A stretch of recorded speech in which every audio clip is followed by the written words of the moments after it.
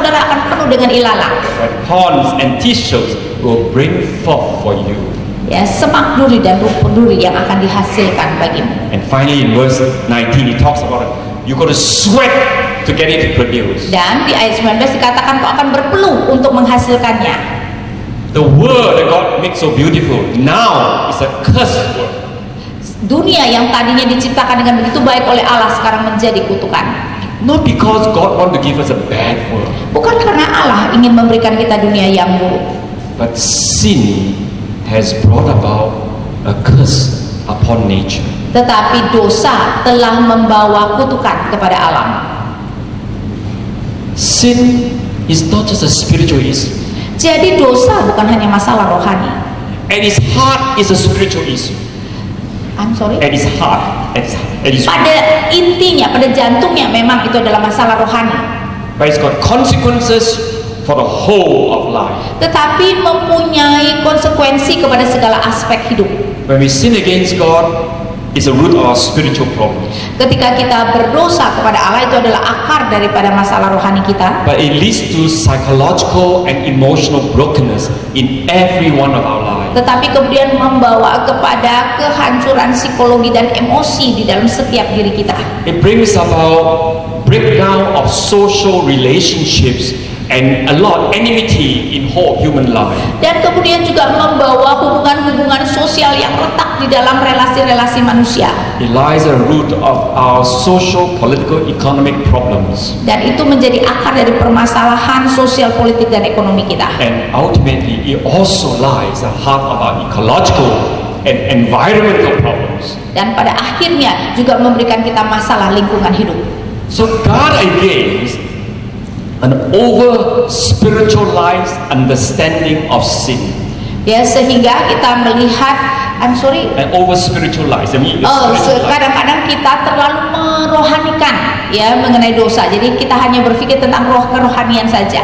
a spiritualized understanding of sin actually leads to a shallow gospel, a shallow understanding of your Christian faith. Kalau kita hanya merohanikan mengenai masalah dosa, itu akan membawa kita kepada Injil yang dangkal. Just to say sorry to God, I'm sorry I've done it, does not solve your problem. Ya, hanya berkata Tuhan maaf, aku minta ampun, tidak menyelesaikan masalah. Because if you've done wrong, you have created a lot of problems for other people. Karena ketika saudara berbuat salah, saudara sudah mengakibatkan banyak masalah dengan orang lain.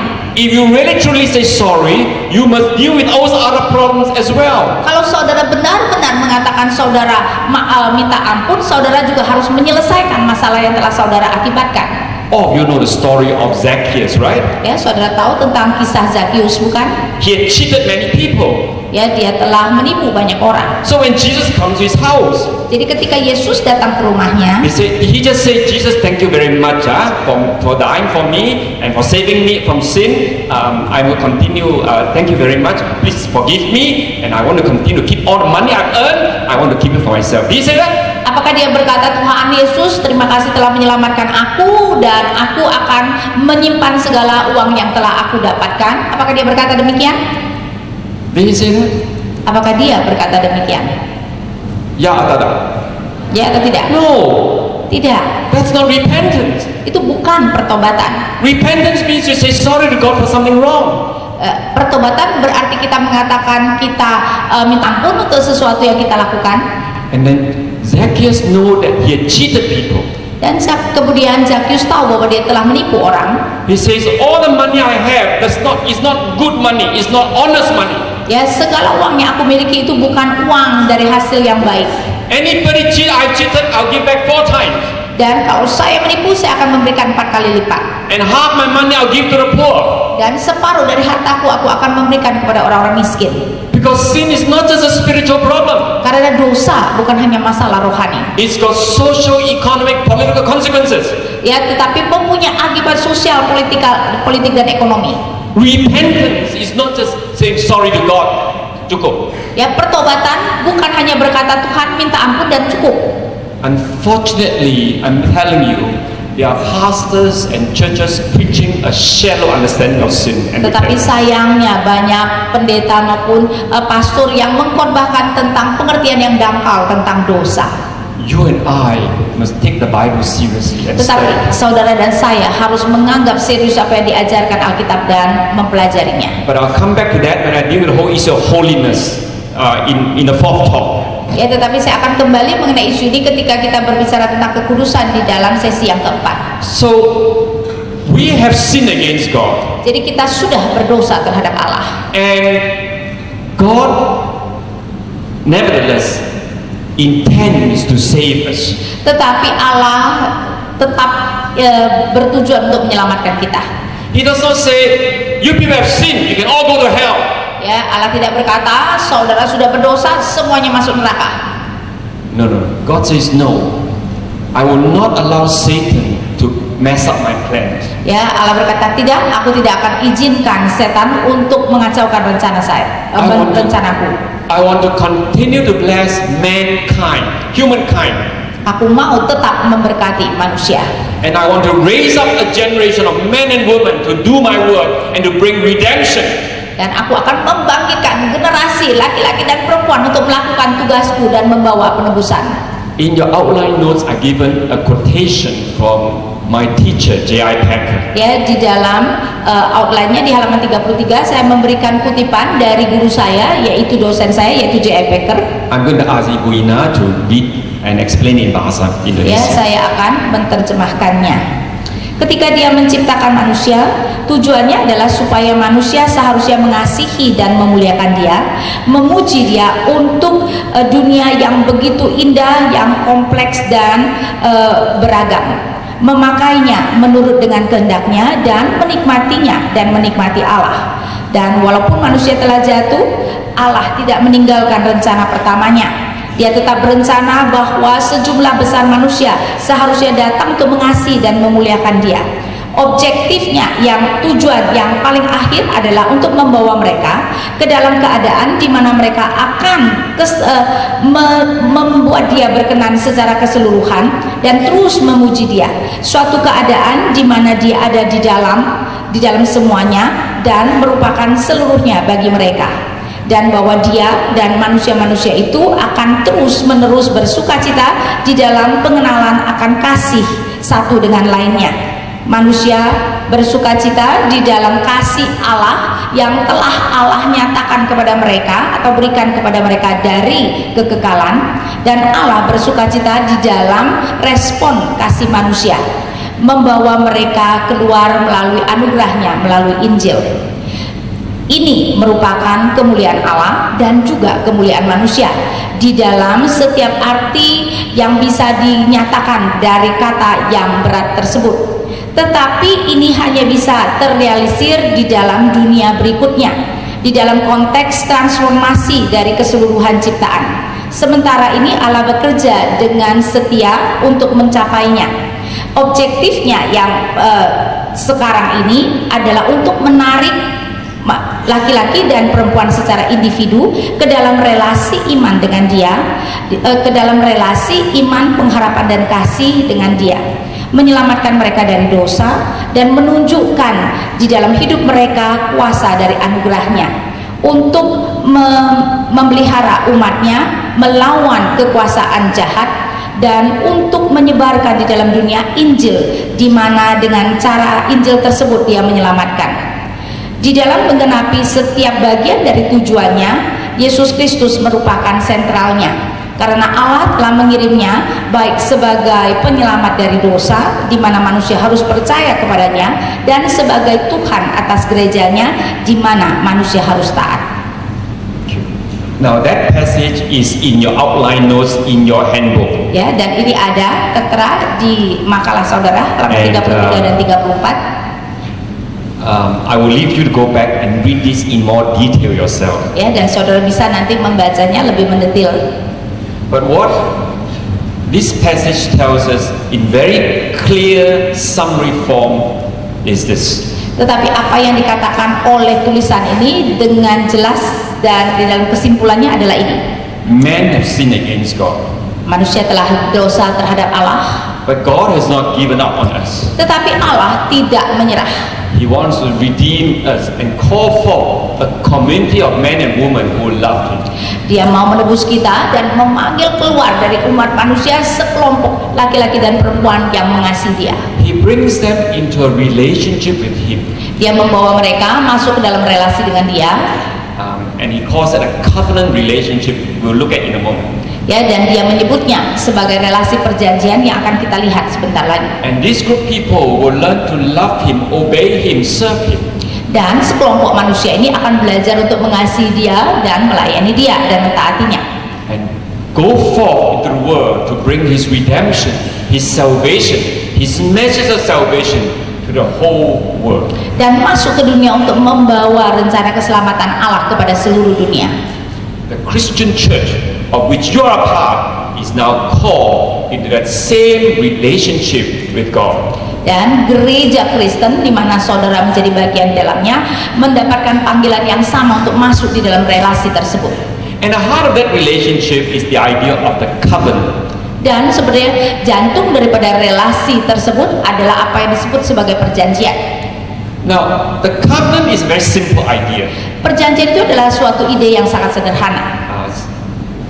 Some of you are married, very few of you I think. Yeah. Most of you will get married, I hope. Ya, beberapa sedikit mungkin dari saudara sudah menikah, tetapi saya harap kebanyakan dari saudara akan menikah nantinya. When you get married, you enter into a marriage covenant. Ketika saudara menikah, saudara memasuki perjanjian pernikahan. The man and the woman say to each other, I promise to love you in sickness and in health, in riches or in poor, etc., etc. Ini di mana laki-laki dan perempuan berjanji bahwa akan bersama-sama hidup di dalam duka maupun suka, ya, saling mengasihi dan lain-lain.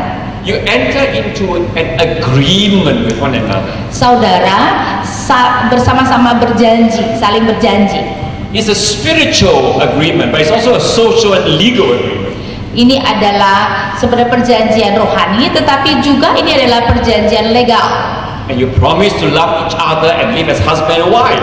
Dan saudara berjanji untuk saling mengasihi dan hidup sebagai suami istri. Now that's an example of a covenant. Dan itu adalah contoh dari perjanjian. In the Bible, you at the church and God have entered in a covenant with each other. Di dalam Alkitab, saudara sebagai suatu gereja dan Allah masuk di dalam suatu ikatan perjanjian. God takes the initiative.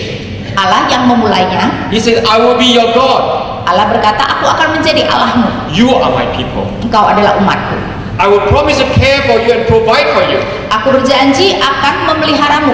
You promise to obey me and to love me and serve me. Kamu berjanji untuk mentaatiku dan melayani. Now, many of you probably are not familiar, but this idea of covenant underlies the whole of the Bible. Dan sebenarnya konsep perjanjian itu yang menggarisbawahi keseluruhan Alkitab. I'm actually not the best person to talk about it. Professor here is the best person. She's a professor of Old Testament. Saya mungkin bukan khusus ya mempelajari hal ini. She would, if you carefully look at the Old Testament and New Testament, you find that underlying the whole Old Testament is the whole idea of covenant. Ya, kalau kita mempelajari terutama perjanjian lama, yang menggarisbawahi keseluruhan perjanjian lama itu adalah konsep mengenai perjanjian. It began with God and Abraham. Ya, dimulai dengan Allah dan Abraham. And again, I give you some passages in the outline. Go back and look at it. But I just want you to turn to Genesis chapter 17 now. Ya, saya memberikan beberapa perikop, saudara nanti bisa membacanya. Sekarang saya mau kita melihat Kejadian 17. If you look at chapter 17, verse 1, kalau kita melihat pasal 17 ayat pertama, God says to Abraham, I am the God Almighty, and you walk before me. Allah berkata kepada Abraham, akulah Allah yang maha kuasa, hiduplah di hadapanku dengan tidak bercela. I'm your God, I want you to obey me. Ya, berarti aku adalah Allahmu, aku mau engkau taat kepadaku. And then goes on in verse 2 says, I'll make covenant. Kemudian di ayat 2 dikatakan, aku akan mengadakan perjanjian antara aku dan engkau. And I'll multiply you greatly. Dan aku akan membuat engkau sangat banyak. I'll bless you with children, the promise of God's blessing. Ya, aku akan memberkati engkau dengan keturunan. Itu adalah janji berkat Allah. Are you following? Am I going too fast? Ya, apakah saudara bisa mengikutinya? Apakah terlalu cepat? Okay. Okay. Right. Okay. So you see, the idea of covenant is there, and you read the whole the rest of the chapter.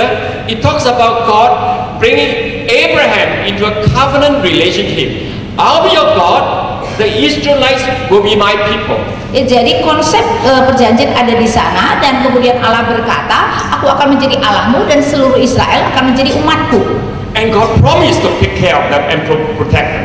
Dan Allah berjanji akan memelihara dan melindungi mereka. And God promised to provide for them. Dan Allah berjanji akan memelihara mereka. And Israel was commanded to obey God and to love Him. Ya, dan mereka diminta untuk boleh menghormati Allah dan melakukan perintahnya. Now, let me ask a question. Did God keep His promise? Dan saya mau bertanya, apakah Allah kemudian memelihara janjinya? Yes or no? Ya atau tidak? Ya. Did Israel keep His promise? Apakah orang Israel memenuhi janji mereka? Yes or no? No. Tidak, ya.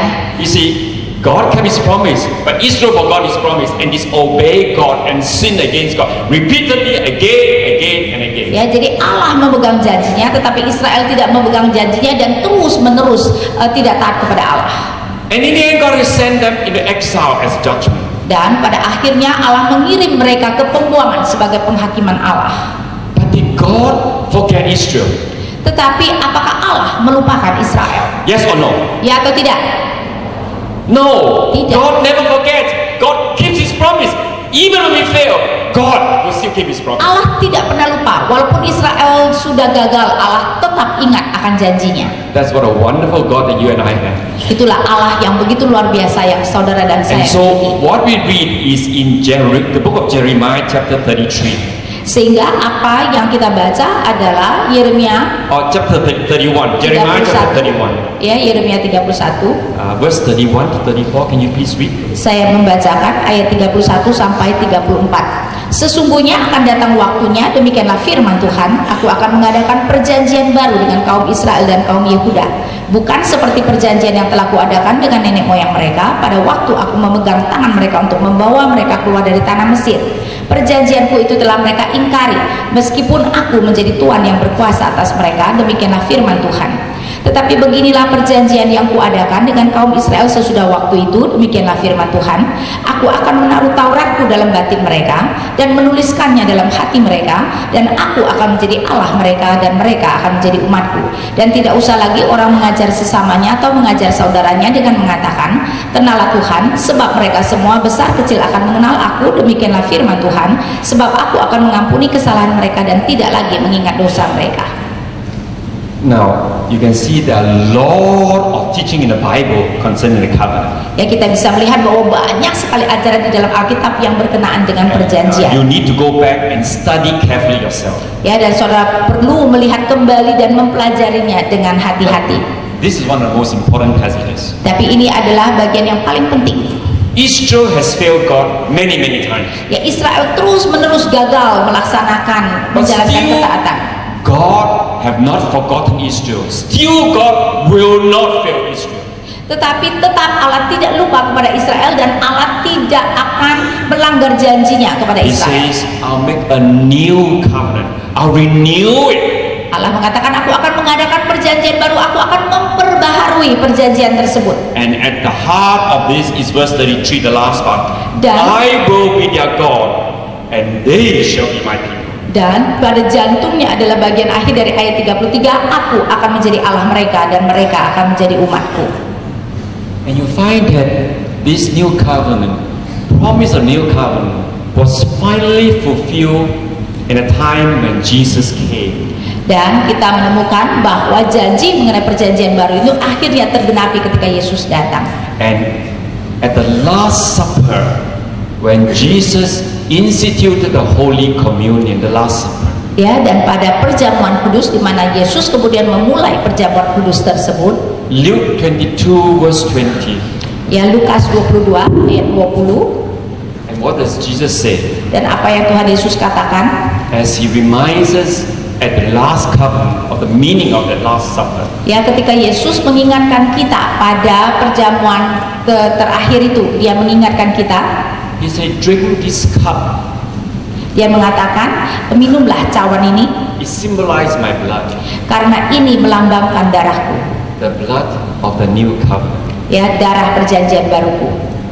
Jesus Christ died to show us how determined God is to keep His promise. Yesus Kristus mati untuk menunjukkan betapa besar tekad Allah untuk menyelamatkan kita. And He calls us in the covenant. Untuk menggenapi atau tetap memelihara janjinya, dan Dia memanggil kita masuk ke dalam perjanjian. He sends His Son to die on the cross for us to make the covenant possible.